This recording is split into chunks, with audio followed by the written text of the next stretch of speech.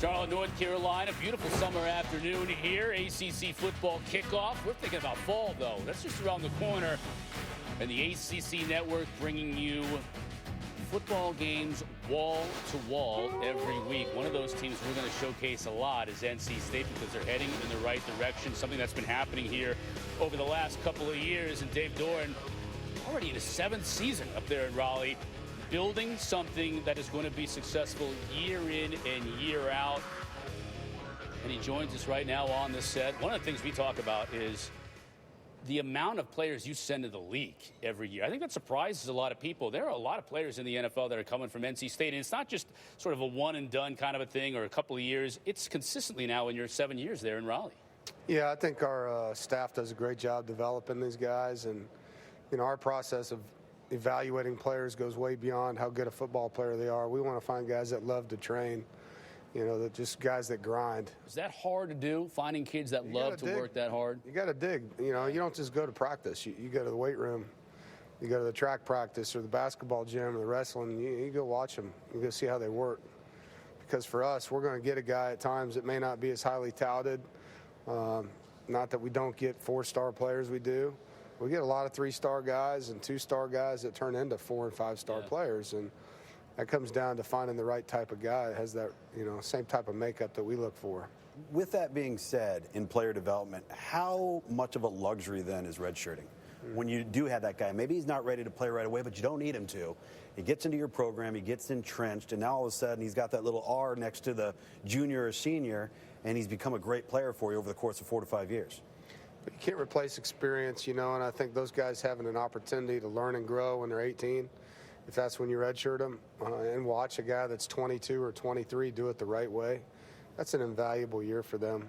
And even the guys that play early that have an injury later in redshirt, they'll tell you after their career is over that was one of the best developmental years of their career. And it just slows things down. And in the fall, everything's so fast because you're getting ready for a game. But when you redshirt, you don't have to do that. Lugs makes a living evaluating talent. And I'm looking at your team, and I'm saying Finley's off to the NFL. Harmon, Myers, Gillespie on offense. You lose a lot. And he's telling me, watch out for the backs they've got coming and the talent they have still there. So now you're at the situation in your 7th year. You're reloading. You lose talent to the NFL, but he's telling me you've got guys coming up that are going to be able to fill those spots. Well, I think if you recruit the right way, you shouldn't be, you're going to replace players. I don't call it reloading, But you're not rebuilding either. No, I think, we lost Naheem and Reggie took over and took, and Naheem took advantage of Matt Day's leaving. And now you have, some guys sitting there. Trent Penix has had a really good offseason. Ricky Person had a really good freshman season, even though he was injured a lot. And then we bring in 3 freshmen that are really dynamic players, and seeing Zonovan Knight in spring ball and what he can do when he touches the ball. Jordan Houston's the same type of player, and Delbert Mims is a lot like Reggie. I think we have good options back there. When you take into account the offensive side of the football and you have a coaching change, go through the process of why you hired from within and went the co-coordinator route. What took you to that point? Well, I like what we do. I like our system. Our players like our system. The recruits we've brought in came here to play in this pro-tempo offense that we have. And it's going to evolve. It always has. But I felt like George and Dez have earned that responsibility. They've done a great job with their rooms. They've done a great job recruiting. Our players respect them, and they're ready for it. George McDonald, Des Kitchens, the new co-offensive coordinators for Dave Doran and his NC State Wolfpack. Thanks for joining us. We appreciate it. Good seeing you. Appreciate it. East Carolina on the 31st is how the Wolfpack will begin their 2019 season. Look at some of the players that they are bringing back. We talk about Ricky Person at the running back spot, and then you've got a guy like a Bam Knight, a freshman that we might see a little bit of. But on the right, they're losing a lot of talent. Finley, Harmon, Myers, Gillespie, among those that they're going to have to find a way to replace. A challenge that Coach Doran relishes heading into the year. ACC Media Days continues here in Charlotte. The officials behind us, getting everybody up to speed on some of the rules changes. 13 players drafted into the NFL in the last 2 years from NC State. A lot of people don't realize that. They're sending dudes to the league. And, according to Dave Doran, it's just like, hey, we still got some players left, and we're going to be good this year, too. Well, they do. And I go back to last year at this time, and I really felt like the fall of 2018 was a very important year for NC State because it was either going to reflect that they had sustained depth or that maybe their depth wasn't very good and they just happened to have a year with a bunch of redshirt seniors and redshirt juniors and it all hit at one time. Yeah. So they lose all of those guys on defense right to the NFL draft. They come back and they have a 9-win season again. So now you're looking at them and you're saying, well, wow. Well, guess what people are doing now? They're looking at them on offense. Yeah. Right? And they're saying, well, what's NC State going to be? I think NC State's going to be pretty good. I think they're going to have a strong quarterback battle.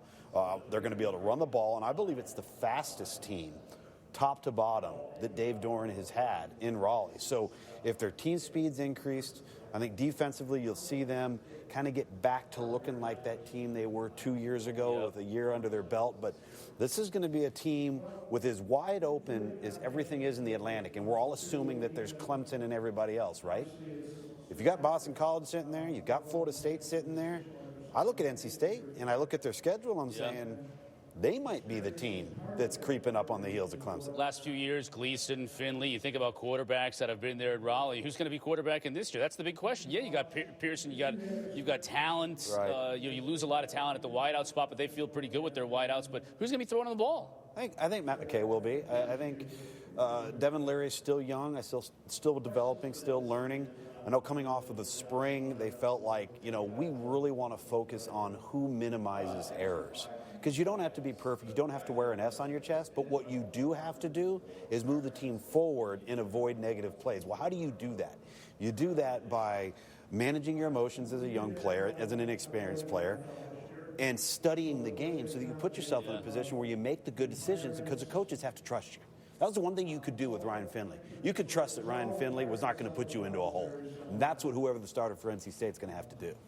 You talk about sustainability. It looks to me, and I know you mentioned it kind of at the beginning of the show, could they build on 17, and they did last year? Can they build on 18? Sure. But this team just seems like the team that Dave Doran now going into his 7th year, they're the type of team that can win 7, 8, 9 games every year, go to a bowl game every year, and compete to maybe pull that big upset every now and then. Pull the big upset and get to double-digit wins. I think, every program has, goals throughout the course of their evolution. Maybe you take over a program that's really poor, your goal is to get above 500. Then the next goal is to get to a bowl. Yeah. And then the next goal is to win a bowl game. Well, now, all right, let's get ourselves in that 10-win category so we put ourselves in a position for the biggest bowl that we can have. So I think they're just slowly climbing the ladder towards that. They seem to be doing a good job of it there in Raleigh and vanquishing their opponents that are in the general vicinity as well. Look at the schedule here. They'll play East Carolina at a conference, speaking of an opponent in the general vicinity, on August 31st on the ACC network. Then they go at a conference for a few games before going out of Tallahassee. That's a big tell right there. Look at those next 3 games. At Florida State, Syracuse, even the next several games at BC, at Wake, and Clemson. That'll tell the tale for this team. Syracuse at home, Clemson at home, to me, is a big deal.